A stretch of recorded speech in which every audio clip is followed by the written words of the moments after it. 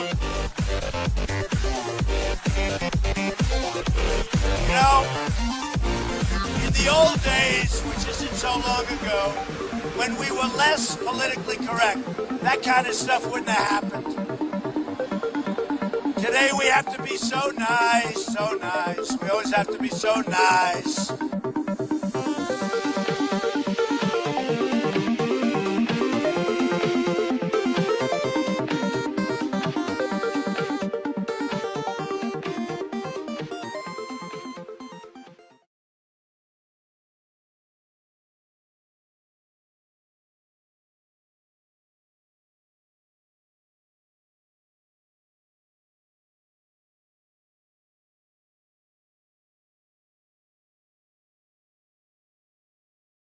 Well, thank you very much, everybody. I greatly appreciate it.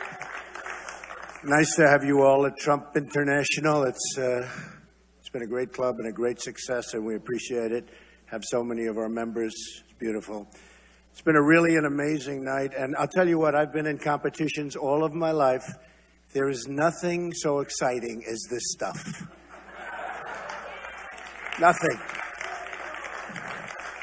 Winning deals or winning club championships or whatever you want to say, there's nothing like this. It's really exciting stuff and very important.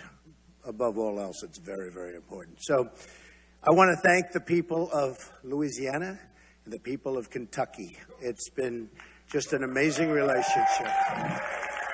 Amazing relationship. And Rand Paul, your senator in Kentucky, fought very, very hard today and for the last number of weeks, fighting us every inch of the way.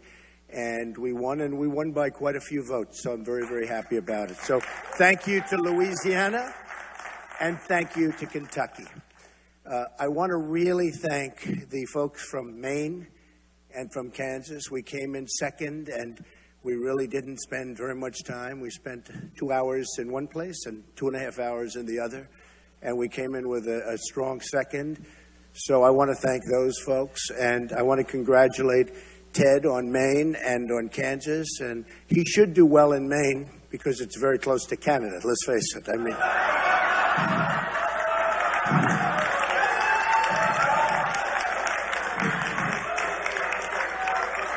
a lot of tricks.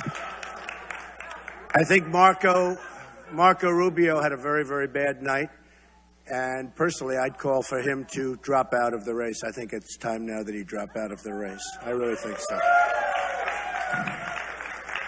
I think it's probably time. You know, I don't think tonight he can get up and rant and rave and, oh, he did great. He comes in third. He comes in fourth. Every time he comes in third or fourth, he says, you got to be able to win.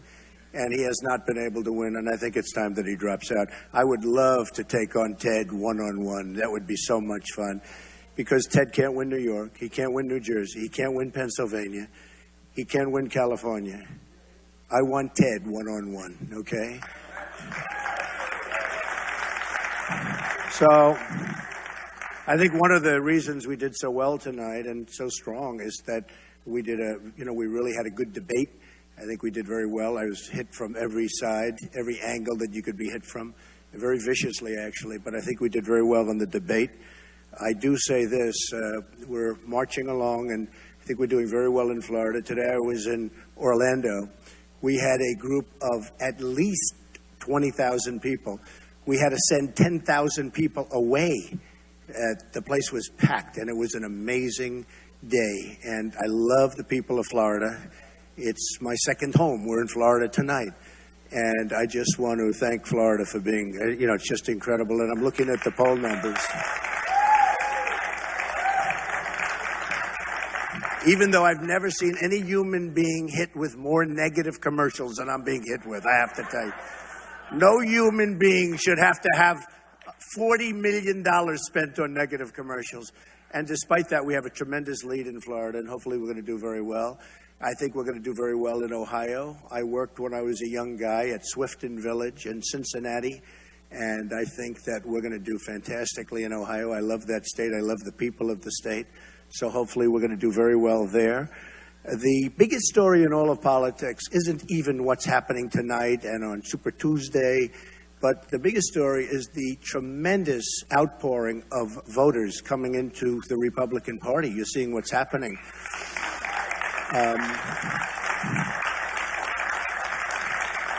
Millions and millions of people are coming in and voting, and they've never seen anything like it before. Actually, they're doing covers on Time magazine because it's a movement. What's happening is a movement. And I'm very honored to say that if I were not involved, that wouldn't be happening. Well, I'm only kidding. You know, actually, I'm not kidding, but I'll say I'm kidding because I want them to say I'm a nice person. But you're talking about millions and millions of people, and we have a dynamic party. And as a party, we should come together and stop this foolishness. You know, we have something, and I was thinking about it today for the first time.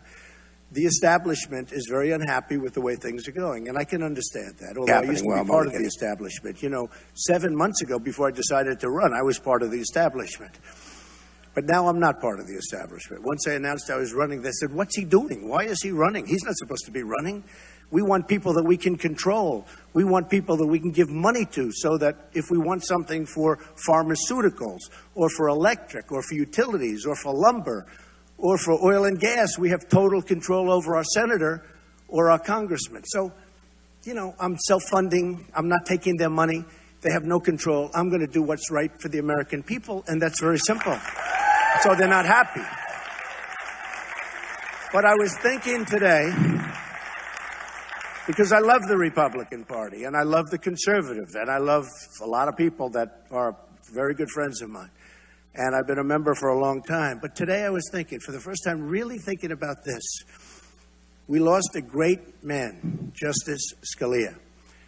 He needs to be replaced, and you can only replace him with somebody truly great. He can never be replaced. He was really something, a very, very good friend of my sister, who's a federal judge, and on the Court of Appeals, and highly respected.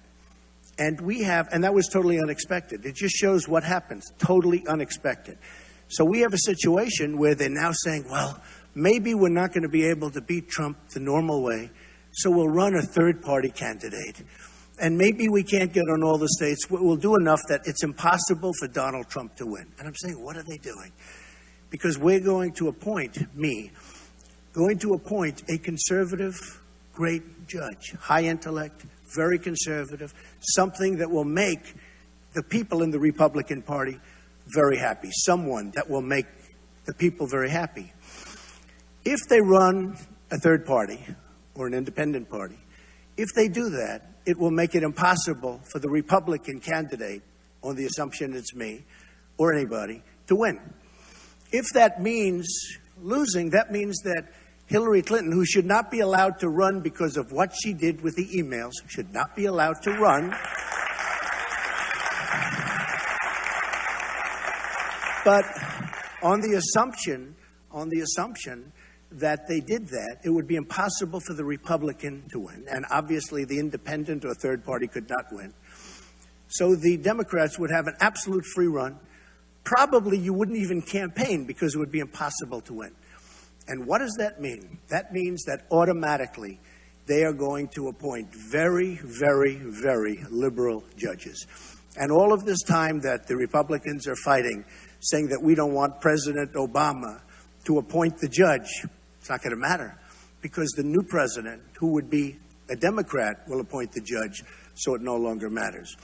And you're probably talking about, because it just seems to be, the appointment of 3, 4, or 5 Supreme Court judges. And you got to start thinking about that, folks, because anybody that does a third party, that's what it's going to mean. Very simple. It guarantees, 100% guarantees the election of the Democrat. That means the appointment of Supreme Court judges, 3, 4, or 5. That is a total wipeout for conservatives and for Republicans. So start thinking about that. Start thinking about it. This was just an exciting time. I'm having a lot of fun. I have to tell you that Ted, I was watching him, and congratulations on the 2 states, Ted, but he was saying that Donald Trump has a ceiling of 35 to 40%. Well, CNN just came out with a poll 2 days ago that said I have 49% compared to his 15%. So I guess it's not 40. I mean, I have a 49% number. Some of the polls are showing over 50%. And I don't even think they're accurate. I've won many polls, as you know, against Hillary Clinton directly, and I'm the only one that's going to beat her. If she's allowed to run. I'm the only one that's going to beat her. And the only one, remember that. And I am the one person, trust me, that she does not want to run against. Now, we only had one little skirmish, and that was 4 weeks ago, and that was not pleasant for her and Bill. But I'm the one person. And you know, I'm really ashamed of the press because they got it wrong. They didn't give me any credit when she went like this. Do you remember when she was beating Bernie easily? And then 4 weeks ago, all of a sudden, Bernie was doing great. You know why? Because she went down. You know why? Because of my skirmish. And I got no credit. Please give me some credit for that, okay?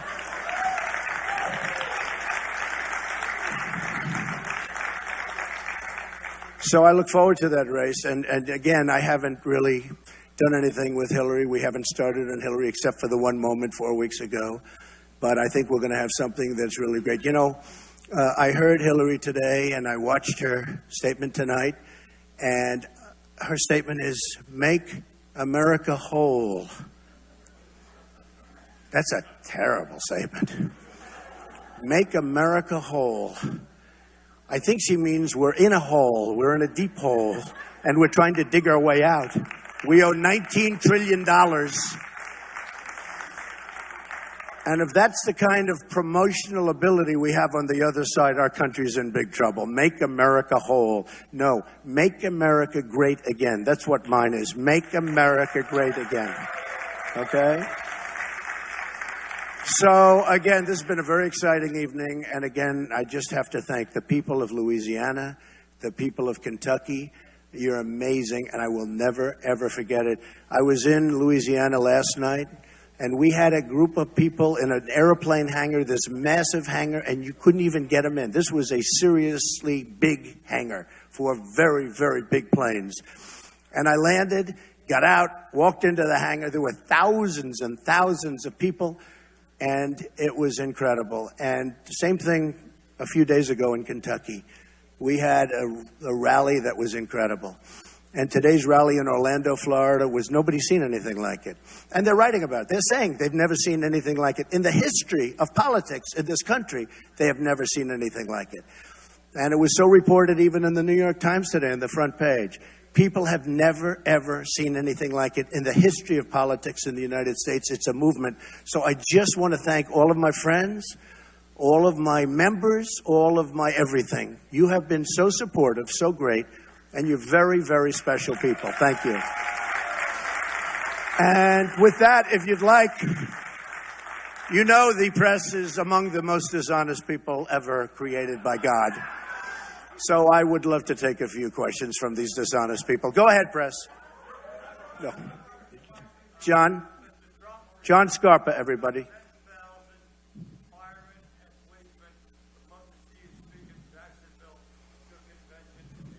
Okay, if I can do it, I'll do it, John. John Scarpa, everybody. Thank you, John. If I can do it, I'll do it. Yes, sir, go ahead.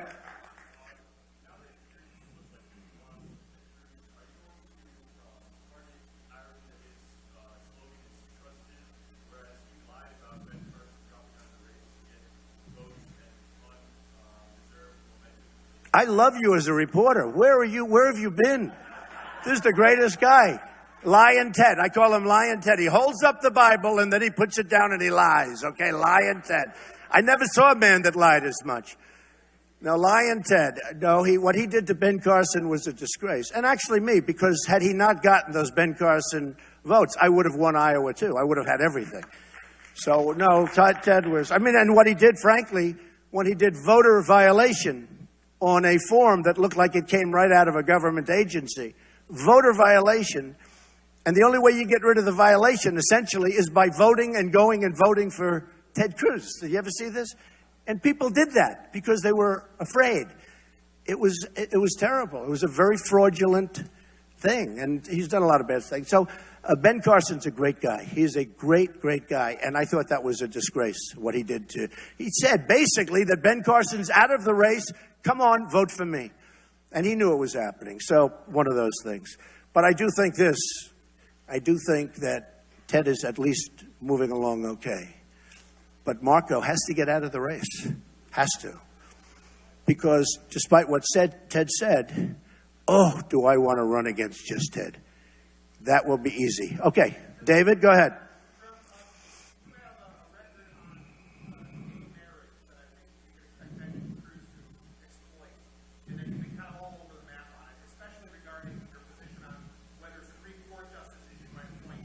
Yeah.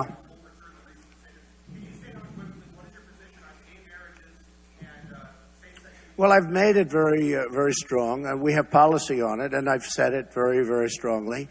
And I think you know it. And it's all done. And you know, I mean, how many times do I have to say it? It's like David. It's like, as an example, what is my position on 900 different things? I've said it 150 times. We're not here for discussing that, but everybody knows how I feel on it. Question. David, sit down, please. Sit down. David, sit down. You know my position. Yes, go ahead. Yes, John, go ahead.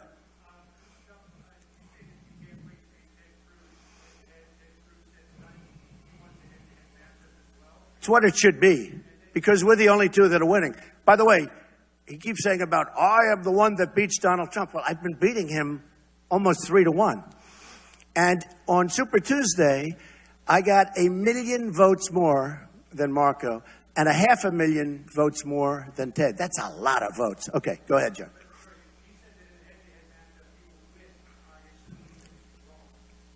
Oh, he'll not win. No, he's not going to win. He's not going to win. And he's not going to win. You know what?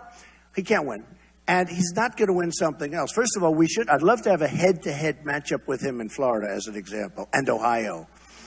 But in New York, he's not going to get very many votes. In New Jersey, in Pennsylvania, in Ohio, he's just not going to get very many votes. So I would like to see it. I mean, I would like Marco to drop out from the standpoint that I think Marco, now look at how he did tonight. He's in third and fourth. And somebody was nice enough to say that even when I don't win a state, I always come in second. That's a big thing. Marco's coming fourth.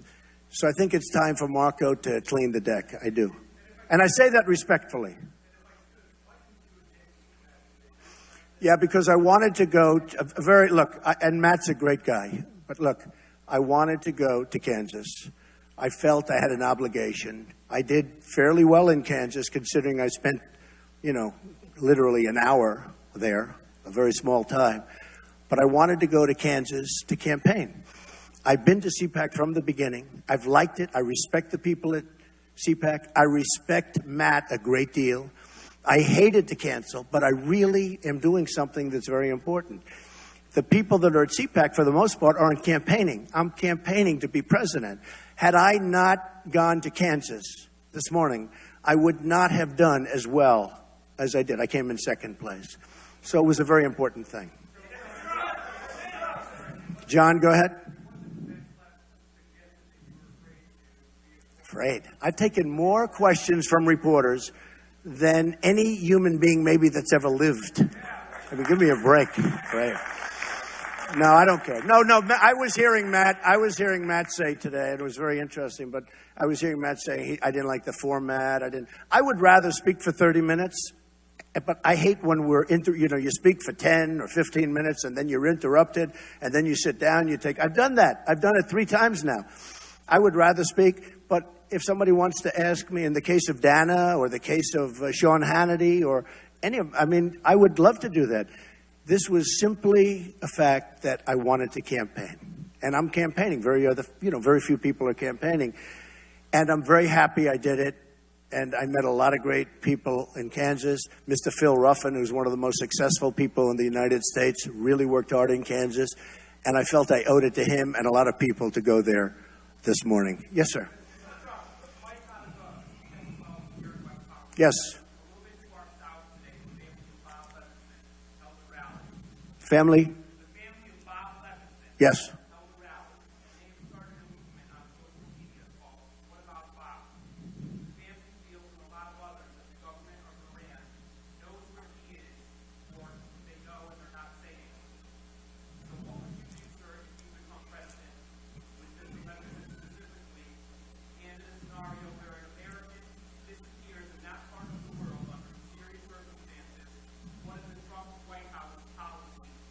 Well, we would want to get to the bottom of it. I think our weakness in dealing with Iran has been unprecedented. The fact that we gave them $150 billion and they're a terrorist state, the fact that they spent much of that money buying other than American products. As an example, as you know, they bought 118 massive airplanes, very large airplanes, from Airbus, not from Boeing, not from anything having to do with this country. They spent a lot of their money all throughout Europe, and they spent it in Russia buying missiles. They gave us nothing. I will get down to the bottom of that. I think it's a disgrace. Please give his family my regards. I think it's a disgrace. I think they know where he is, one way or the other. I think they absolutely know where he is. And if I'm elected president, I will get to the bottom of it. Okay? Go ahead.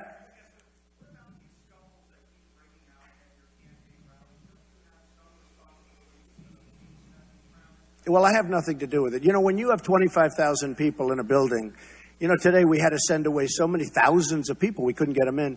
When you have that many people, if you have 4 or 5 people or 10 people stand up out of 22,000 that are in this building that I'm speaking to, a very great entertainer said, Donald, you're the biggest draw in the world without a guitar, which is a sort of an interesting. I won't tell you that was the great Elton John. I will not tell you that. But somebody did make that statement. When you have that many people, you understand, in a room, and you'll have a couple of, not skirmishes, just a couple of protests, really not skirmishes. And we treat them very gently. You know, 10 years ago, they would have been treated differently. Not by me, but that's the way life is. We treat them very, very gently. And yeah, we had a few protesters today, but very few. I mean, if you look at it as a percentage, we had what? 1/100th of 1% of the people that were in the room. So, I watched Bernie Sanders have a protest. He was up at the microphone and 2 young ladies came up and took the microphone away from him. That will never happen with me. He walked meekly to the back of the room. And I said, isn't that pathetic? Isn't that sad?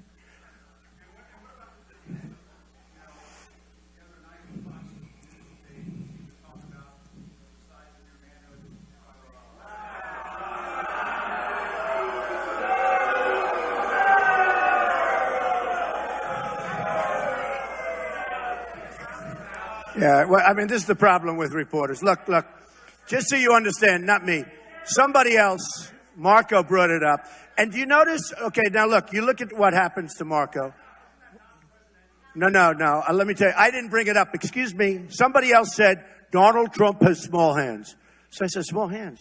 These guys know. I hit a ball 280 yards. Stand up. My club champion. Stand up. Do I hit the ball good? Do I hit it long? Is Trump strong? Huh? So I just simply held up the hands. These are very strong hands, and they're fairly large, actually. But you know what?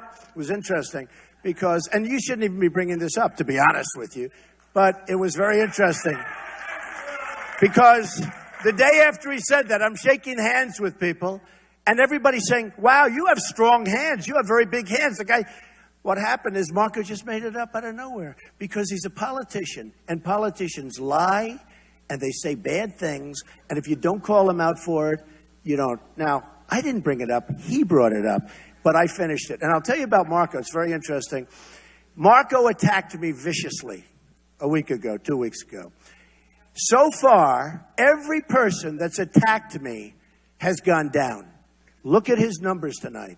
He cannot hold one of those phony rallies where he did well because he did really badly, okay? He's not going to stand up tonight and talk about how well he did in Iowa where he was in 3rd place and he acted like he won. I agree with Ted on that.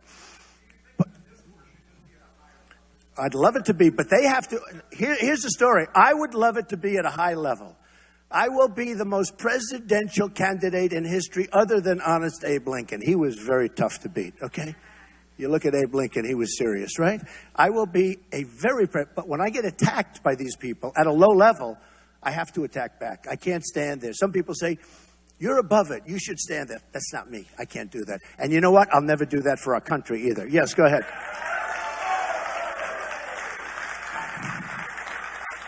Okay, go ahead.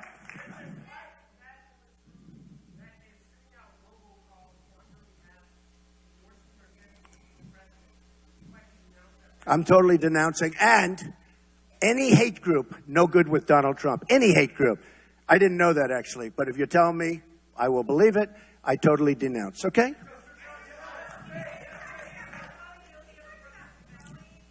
Boeing? Yeah. I will help the party fundraise, yes. I will help the party fundraise. I'm not looking for funds for myself. I'm totally self-funding my campaign, but I will absolutely help the party fundraise. But I don't want any money for myself. Okay, yeah, go ahead. No, I'm not. I think we'll win before the convention. I think we'll win before. You know, I sponsor a lot of sporting events, and the fighters have a great expression. When they go into a city or a town where it's an unfriendly town, but they think they're going to win, they say the only way we guarantee victory is to knock them out. The way I guarantee victory is to get enough delegates so that I don't have to worry about it. And I think, you know, if you think about it like the prize fighters do, that's called a knockout. And, you know, we're on our path to do that. We think we're going to do very well in Florida. We think we're going to do very well. And we got the two big ones. Don't forget, Louisiana and Kentucky tonight were the two big ones. Maine, we did well in Maine, really well in Maine, but it was much smaller than Louisiana, Kentucky. Kansas was also smaller, and we came in second in both. But we won Louisiana and Kentucky. They were the big ones, okay? Go ahead. Yeah.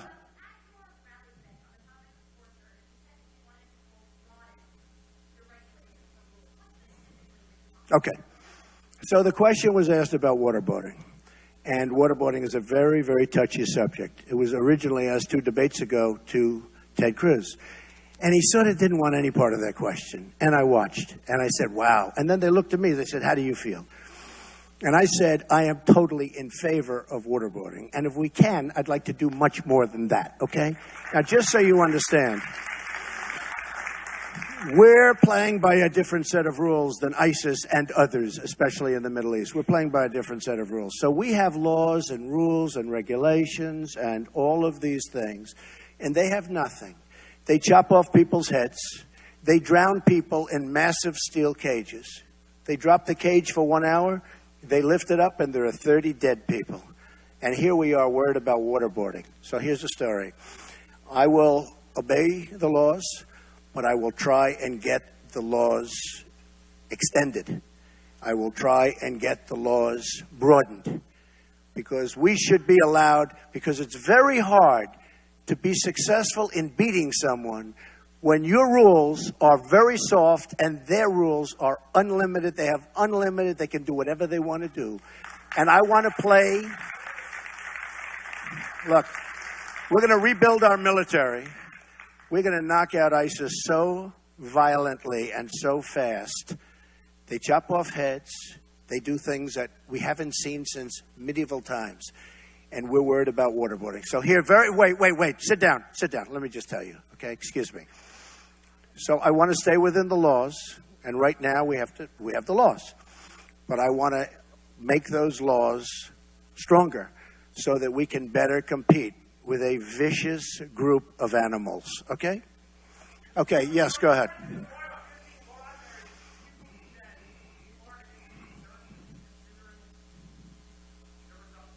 I think we're going to do great. I think we have a 20-point lead or something like that in Florida. Go ahead.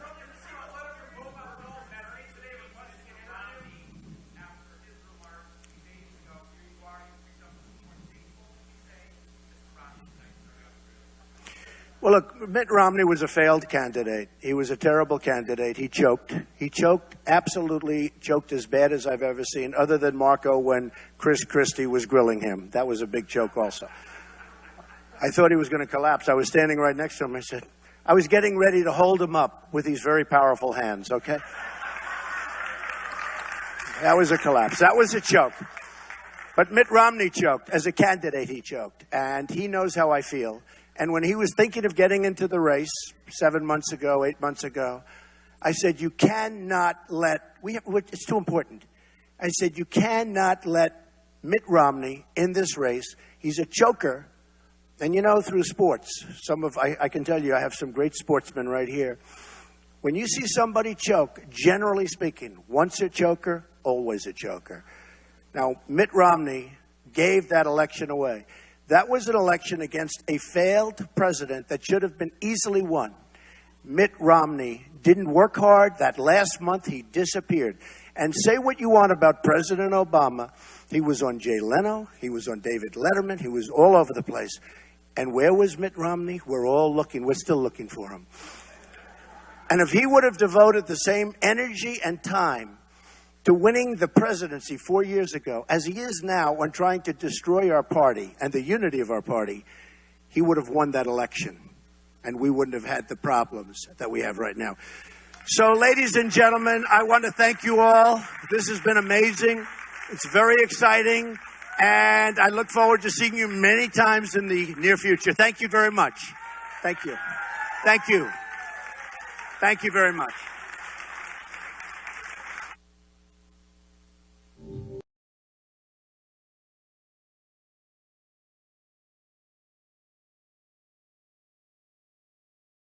Right here. Sorry about last night's Amazing. conversation. It's very exciting. It is very hard to get everything done in 15 minutes. Anyways, I would just like to prove the hypocrisy and incompetence in the federal government's decision to deny me my free release. They have stated that not only do I pose a flight risk, that I am also considered a danger to society. But it is not. But does not fail supposed to levy out the risk of fleeing, fail that the Constitution grants that they have denied me of? Whatever happened to being innocent until proven guilty? They consider me a flight risk based on my prior marijuana convictions. The prosecutor said that I have complete disregard for the law, yet the ones with no regard for the law is the federal government themselves. Am I not granted my own right to religion, my own right to life, liberty, and the pursuit of happiness? Do I not have the right to treat my own problems of stress, anxiety, and depression with my own herbal remedies? They prefer that I use FDA-approved prescription drugs, which time and time again have been proven to be harmful. The vast majority of serial killers and mass murderers have been taking these FDA-approved drugs. Most of these prescription drugs even state in their commercials and warning labels of an increased chance of suicide, but leave out the increased chance of a murder rampage killing spree. They also considered me a flight risk because of my previous attempted suicide in a county jail in Ohio. I was stopped by a police officer in a county park and he had found marijuana in my possession.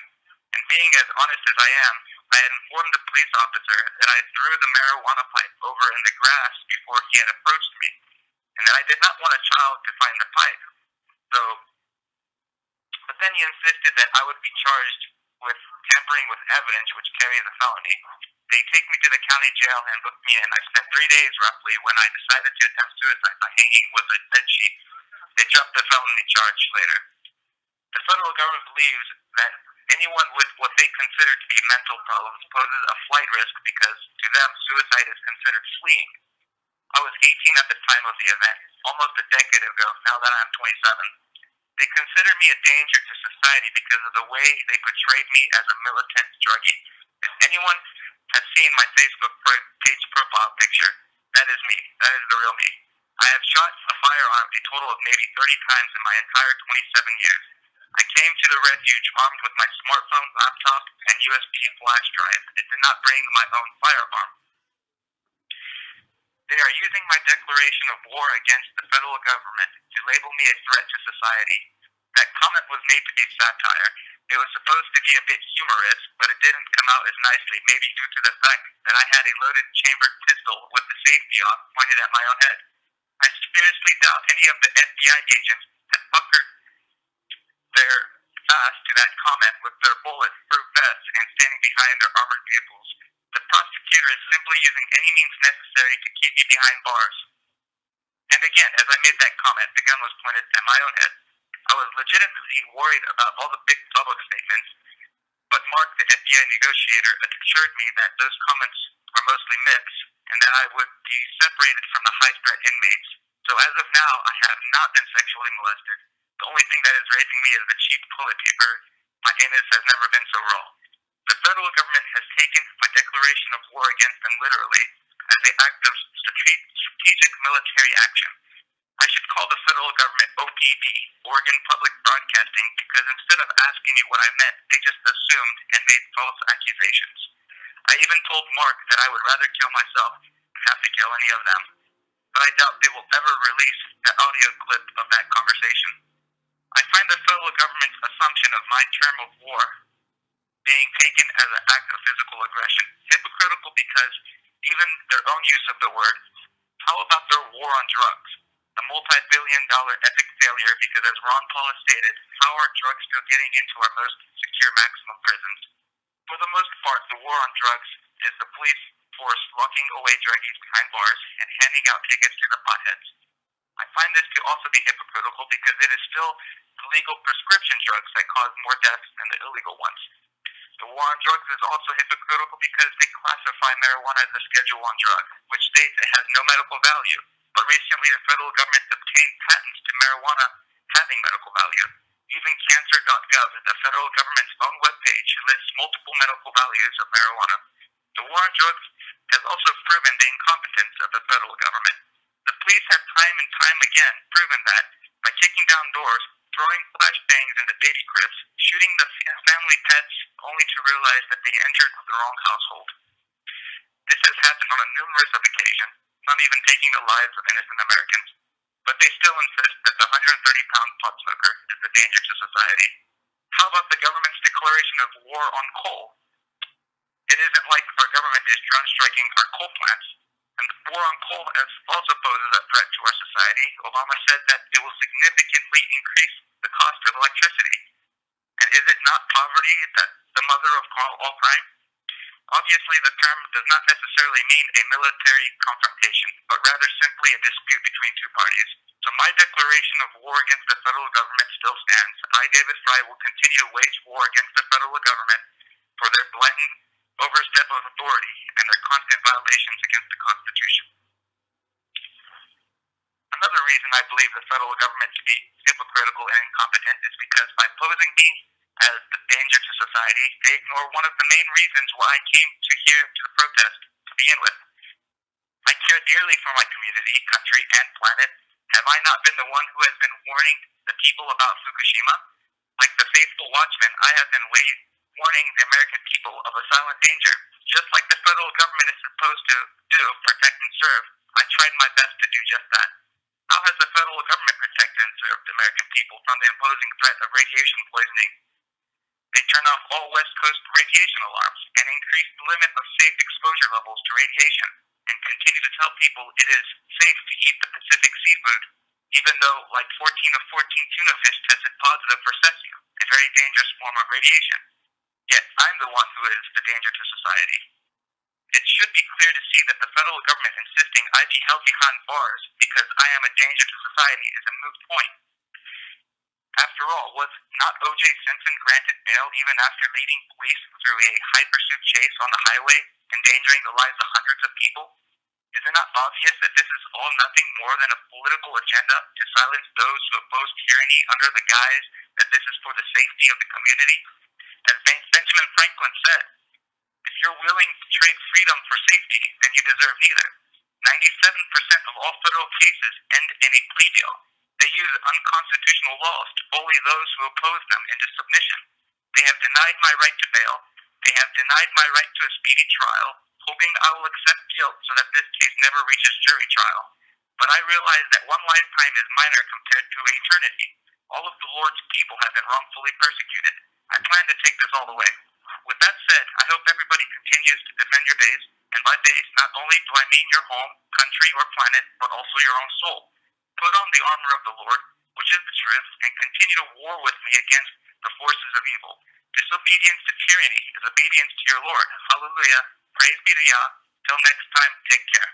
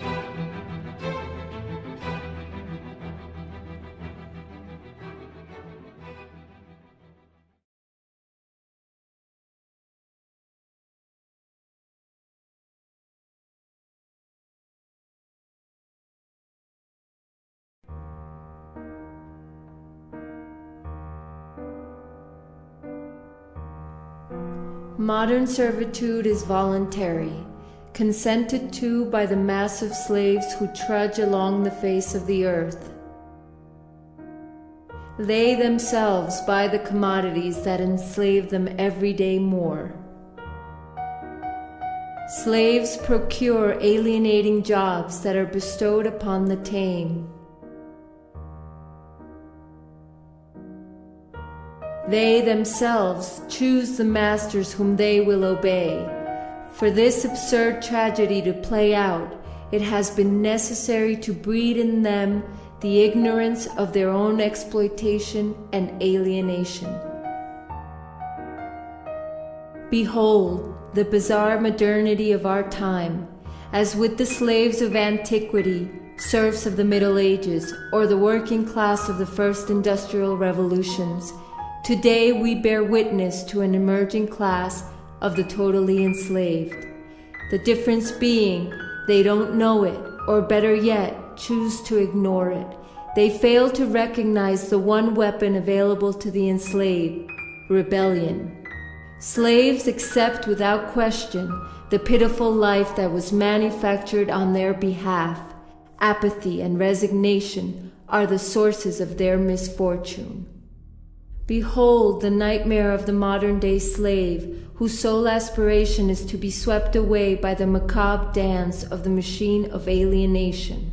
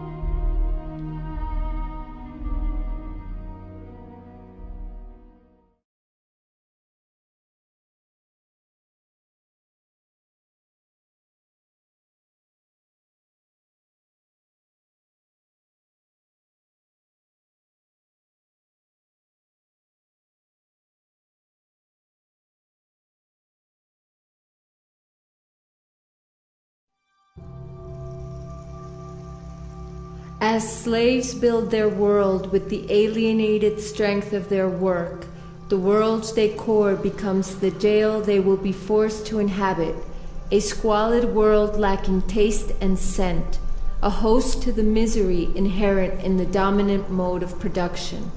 This decor is in a state of perpetual construction. Nothing in it is constant.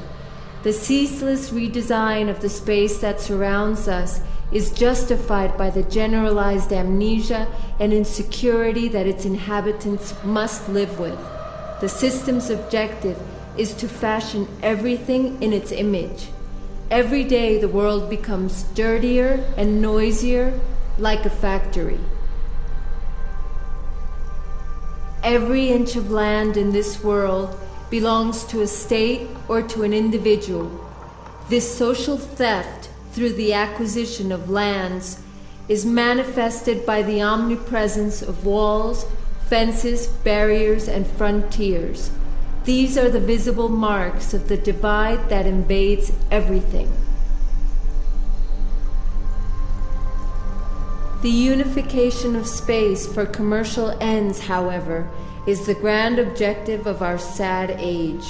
The world must become an immense and efficient highway in order to facilitate the transport of merchandise. Every obstacle, human or natural, must be destroyed. The inhumane concentration of modern-day slaves into reduced, crowded spaces reflects their lives and evokes cages, jails, and caves. But in contrast to slaves or prisoners, the modern-day slave pays for his cage.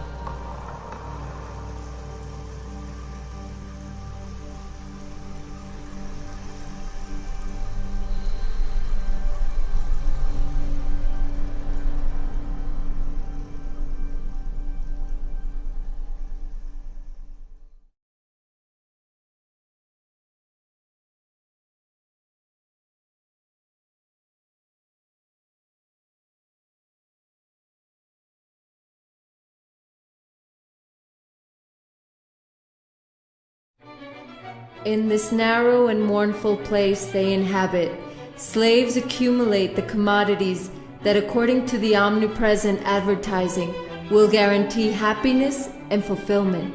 Alas, the more commodities they accumulate, the more elusive happiness becomes.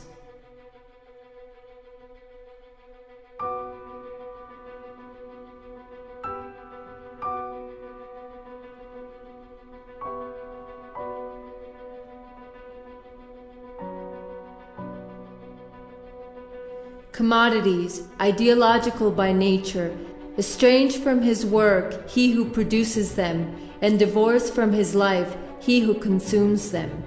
In the dominant economic system, demand no longer drives supply. It is supply which determines demand.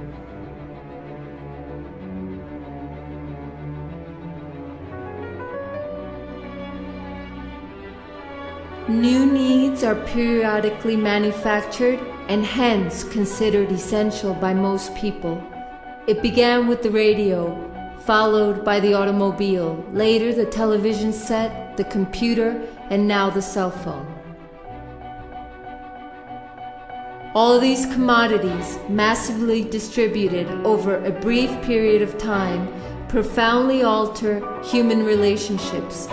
They serve to isolate human beings from their fellow creatures, while at the same time they propagate the dominant messages of the system.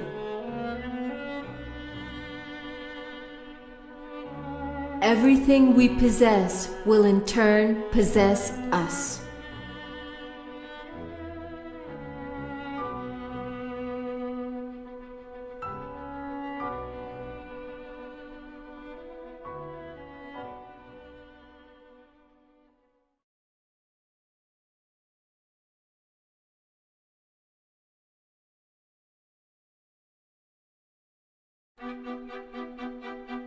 It is in the way in which the modern slave feeds himself that better illustrates his degree of decay. With little time to spare for the preparation of his sustenance, he is reduced to consuming quick meals produced by the agrochemical industry. He wanders through supermarkets looking for the ersatz that the Society of False Abundance offers. Once again, his choice is nothing but an illusion. The abundance of food as a commodity is evidence of its degradation and falsification. It is nothing more than genetically modified organisms, a mix of colorants and preservatives, of pesticides, hormones, and other inventions of modernity.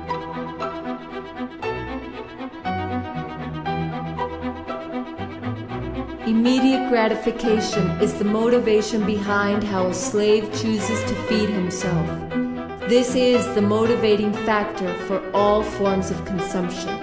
The consequences are everywhere evident. However, it is when faced with the indigence of the majority that the Westerner can rejoice in his position of privilege and frenetic consumption. As a consequence, misery is ubiquitous in a totalitarian mercantile society. Scarcity is the other face of the false abundance coin. Despite the ample supply produced by the agrochemical industry, in a system where inequality means progress, hunger must not disappear ever.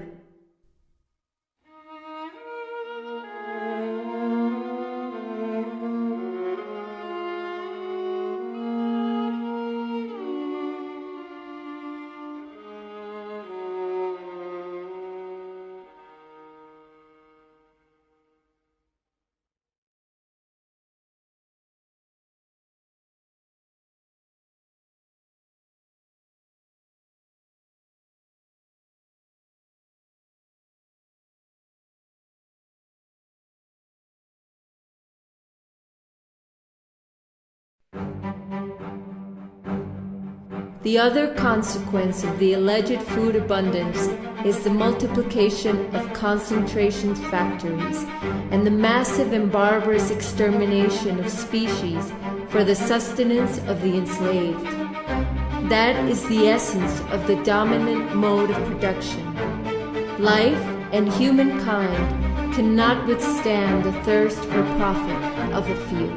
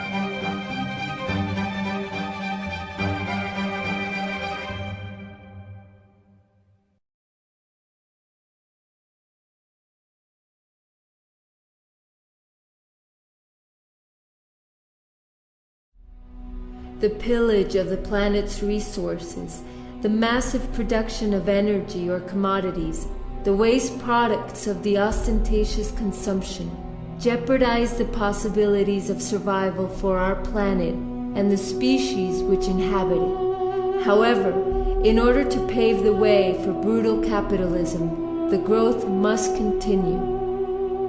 Produce, produce, and keep producing.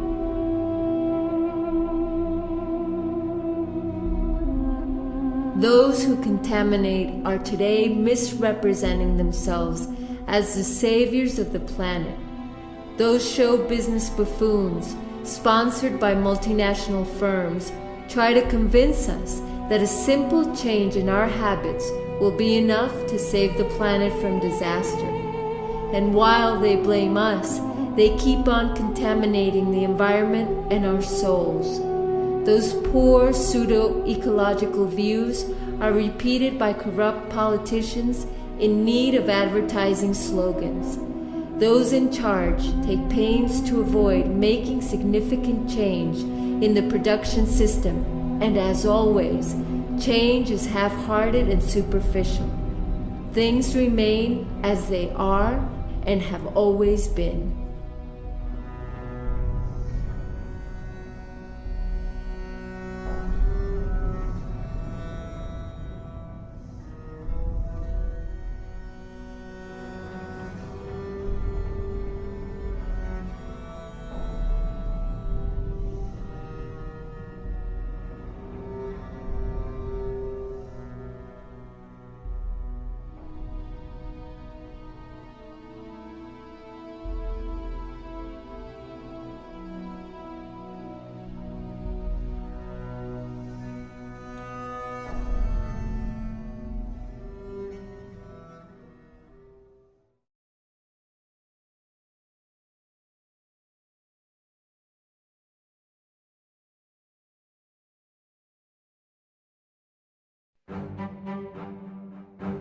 In order to participate in the round of frenetic consumption, one must have means and one must, therefore, work. In other words, one must sell oneself. The dominant system champions work as its most esteemed value. Slaves have to work more to buy on credit their miserable lives. Slaves wear out in the workplace. They waste their vital strength and have to suffer the worst humiliations. They spend their lives performing grueling tasks for the benefit of a few. Modern unemployment is invented as a scare tactic to force slaves into endless gratitude for the generosity of the power elite. What would they do if they didn't have to suffer this torture called work? These alienating activities are touted as freeing. What degradation and what misfortune!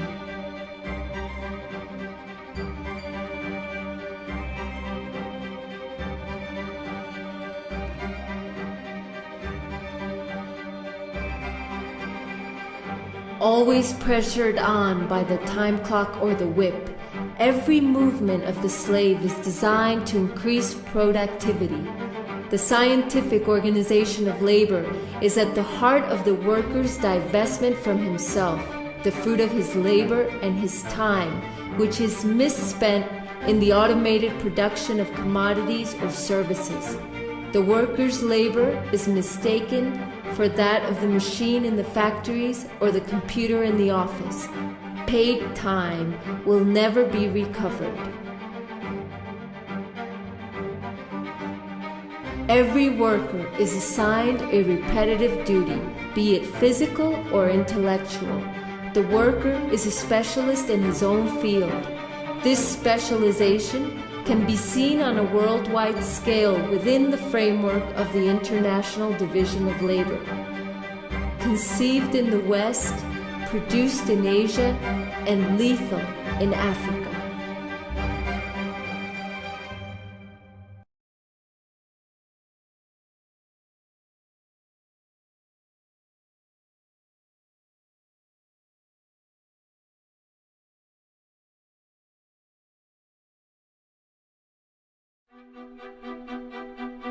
To the extent that the system of production colonizes every sector of life, the modern slave is manipulated into wasting his free time in leisure activities and planned holidays.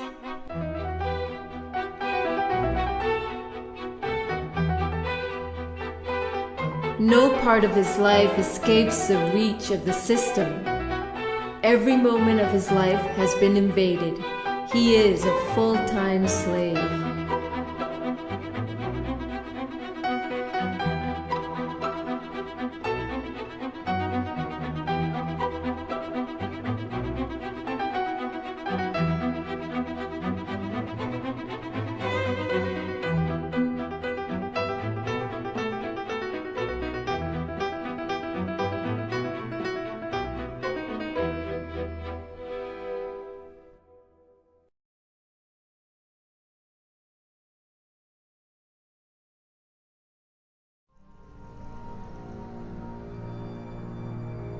The generalized degradation of his environment, of the air he breathes, of the food that he consumes, the stress of his working environment, his entire social condition are the origins of the new diseases befalling the modern slave. His servile standing is an ill for which there will never be a cure. Only the complete emancipation from his present condition would allow the modern slave to recover from his suffering.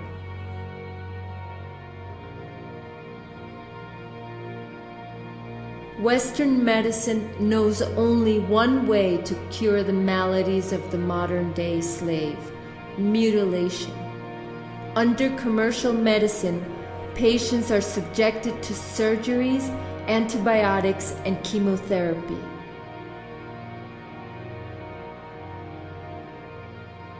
The origins of pain are never considered, only its consequences. For such inquiry would inevitably lead to a condemnation of the social structure in its totality.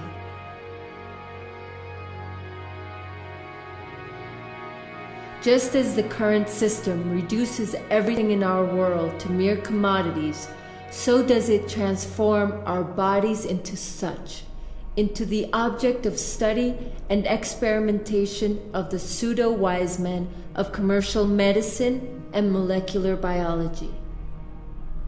The masters of the world are set to patent every living thing.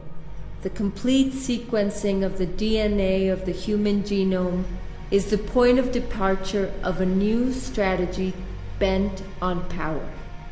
Genetic decoding serves no purpose but to considerably expand domination and control.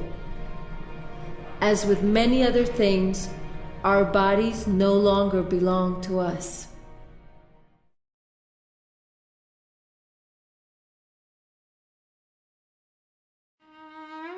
The best part of the slave's life slips through his fingers, but he continues because he has always obeyed.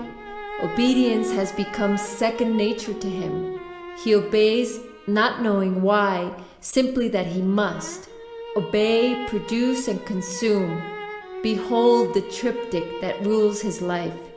He obeys his parents, his teachers, and his masters, the landlords and the merchants. He obeys the forces of law and order. He obeys all powers because he does not know any better. There is nothing that frightens him more than disobedience, because it signifies risk, adventure, change. Just as a child panics when he loses sight of his parents, the modern slave feels lost without the power system that has created him. His obedience, therefore, continues. Fear has made us slaves, and it keeps us in that condition. We bow before the masters of the world. We accept this life of humiliations and misery strictly out of fear. Nevertheless, we count on greater numbers as compared to the ruling class. Their strength does not come from the police, it comes from our consent. We justify our cowardice to the forces that oppress us with a discourse full of moralizing humanism. The rejection of revolutionary violence is anchored in the spirit of those who oppose the system while defending the values it teaches. But when power must defend its hegemony, it never hesitates to use violence.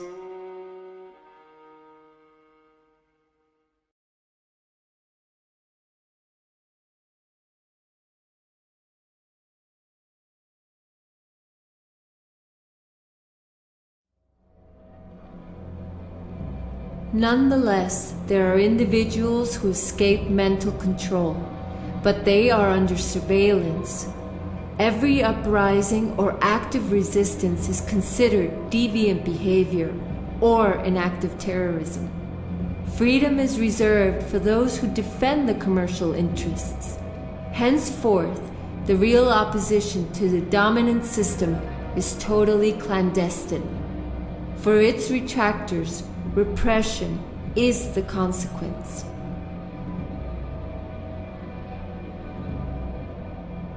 The silence of the majority of slaves facing this repression is the result of a political and media campaign that denies the existence of this real conflict.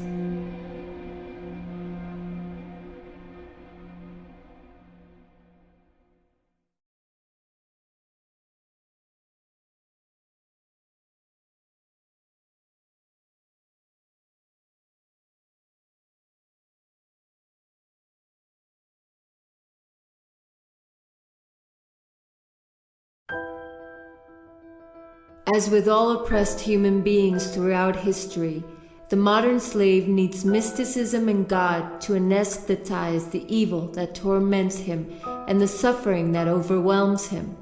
But this new God to whom he gave his soul is naught but nothingness, a piece of paper, a number that, through his common consent, acquires artificial value. It is in the name of this God that people work, study, fight, and sell themselves. It is for this God that man forsakes his values and is prepared to do whatever. He believes that the more money he possesses, the more free he will be from all constraints, as though ownership and freedom went hand in hand. But freedom is the asceticism that comes from self-control, from the desire and will to act, to be, not to have. One must resolve to never serve or obey under any condition. To be free, it is necessary to break with habits that no one, it seems, dare challenge. Today's slave is convinced that there is no alternative to the existing world order. He has resigned himself to this life because he believes there is no other. Herein lies the force of the present domination. Maintain the illusion that this system, which has colonized the entire world, is the end of history. It has convinced the subjugated class that this ideology is mankind's true state of nature and as such his logical condition. To dream a different world has become a crime condemned in unison by the media and all the entities of power,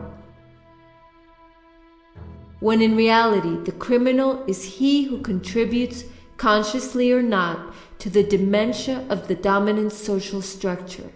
There is no greater madness than that of the present system.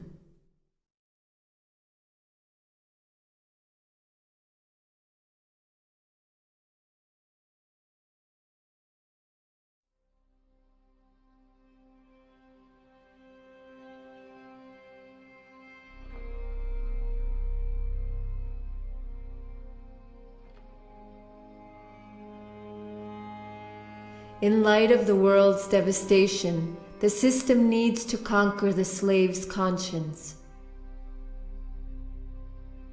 At an early age, repression takes the form of dissuasion and is used to educate slaves. They must forget their servile condition, their prisons and their miserable lives. The sight of hypnotized masses connected to the screens that accompany them in their daily lives is proof enough.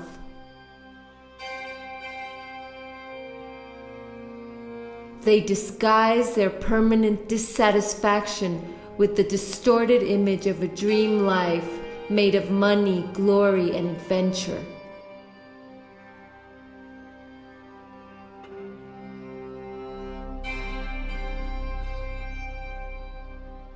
But their dreams are as deplorable as their miserable life. There are images for everything and for everybody. Those images constitute the ideological message of modern society and serve as means of unification and propaganda. As mankind is stripped from his world and his life, these images multiply.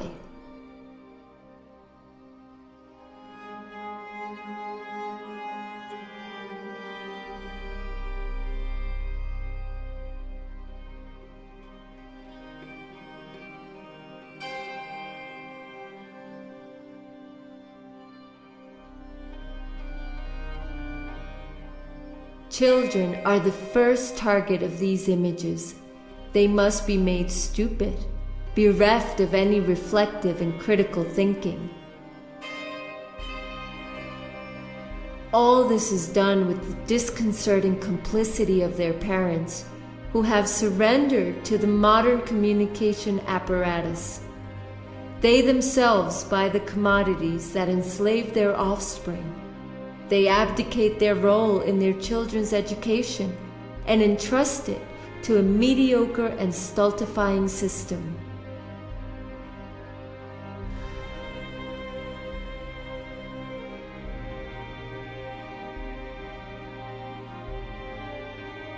There are images for all ages and for all social classes. Modern slaves mistake those images for culture and at times for art. The market relies on the basest impulses to sell any commodity. It is women, doubly enslaved in today's society, who pay dearest. In it, she is reduced to being a mere object of consumption.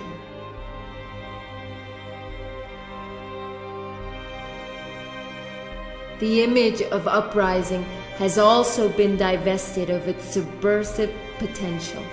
The image is today the simplest and most effective form of communication. It creates role models, it stultifies the masses, it lies to them, and it breeds frustrations in them. The mercantile ideology is disseminated repeatedly through the use of the image.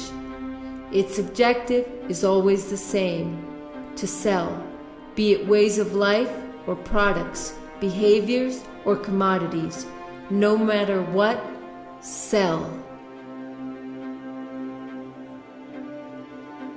These unfortunate slaves entertain themselves, but the entertainment serves only to distract them from the ills that plague them. Slaves have left their lives in the hands of others to do whatever they will and pretend to take pride in it. They affect satisfaction, but nobody believes it. Even before the cold reflection of the mirror, they fail to fool themselves. They pilfer their time watching idiots who make them laugh, sing, dream, or cry.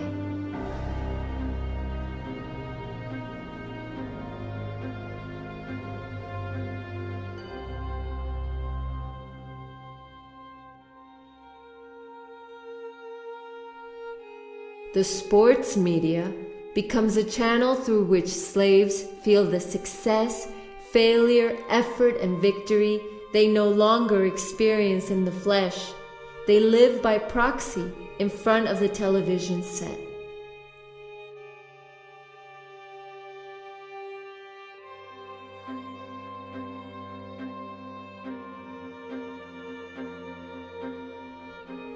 While the emperors of ancient Rome lulled their people into submission with the promise of bread and games, today's acquiescence is procured through entertainment and the consumption of emptiness.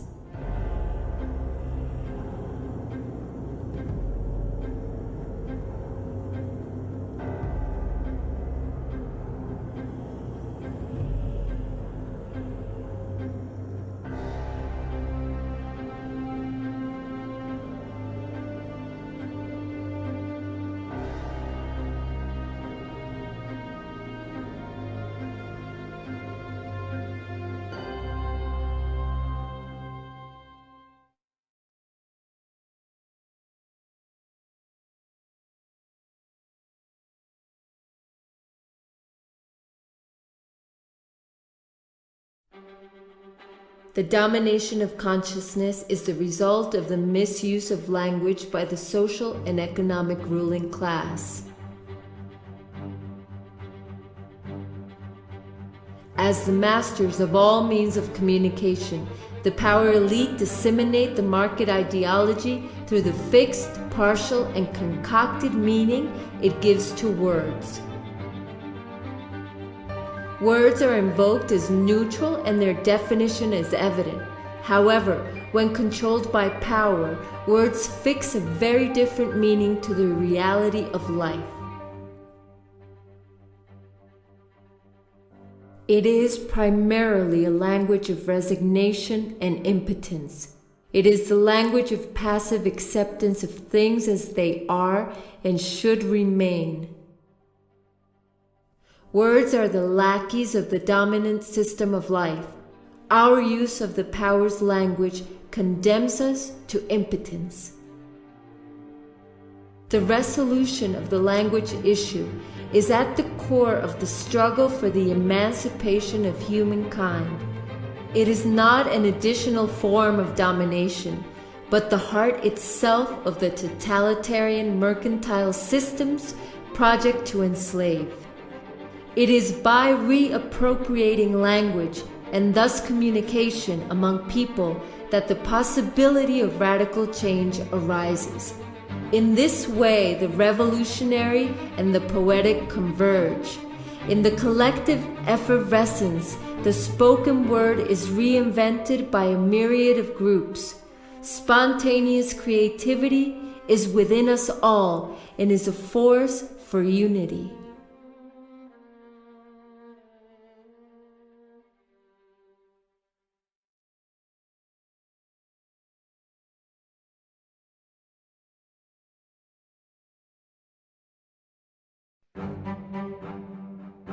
Despite his bonds, the modern slave is convinced of his citizenship. The illusion of choice and free determination is fueled by the ability to vote and freely elect those who will conduct his affairs. When it comes down to deciding the society we want to live in, is there really any fundamental difference between the Social Democrats and the populist right in France? Between Democrats and Republicans in the United States, between Labor and Conservatives in the United Kingdom? There is no opposition, because the main political parties agree on one essential thing: the conservation of the present mercantile society. None of the political parties that enter into power question the commodities dogma. And those political parties with media complicity monopolize the airwaves. They squabble about trite matters ensuring the status quo. They fight over who will hold the seats that the mercantile parliamentary offers. Those petty disputes are disseminated by the media as a distraction from the critical debate about the election of the society we want to live in. Appearance and triviality eclipse the confrontation of ideas. None of this resembles, not even from afar, a democracy. Real democracy is defined firstly by the mass participation of citizens in the governance of community affairs. It is direct and participative. The popular assembly and the permanent dialogue about the organization of a common life are democracy's most authentic expressions. Representative and parliamentarian forms of government usurp the name of democracy, limiting the power of citizens to the simple act of voting, that is, to nothing. Deciding between light gray and dark gray is not a real election. Parliamentarian seats are mainly occupied by the dominant economic class, be it the right or the pseudo-leftist social democrats. Power is not to be conquered, it is to be destroyed. It is tyrannical by nature, whether exercised by a king, a dictator, or an elected president. The only difference with a parliamentarian democracy is that the modern slave has the illusion of choosing the master he will obey. The vote has made him an accomplice to the tyranny that oppresses him. He is not a slave because masters exist. Masters exist because he elects to remain a slave.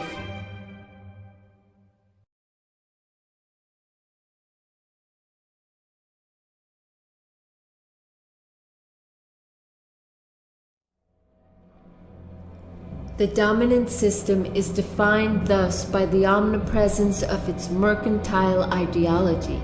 It occupies every space and every sector of life. It calls us to produce, sell, consume, and accumulate. The dominant system has reduced all human interaction to dry mercantile relationships and considers our planet a mere commodity. Our duty is to be servile. The only recognized right is the right to private property. The only God it worships is money. The right to appear is monopolized by those in power. The stage is reserved for the men and speeches that uphold the dominant ideology. Critical thinking is drowned out in a sea of media that determine what is right and what is wrong, what can and cannot be seen.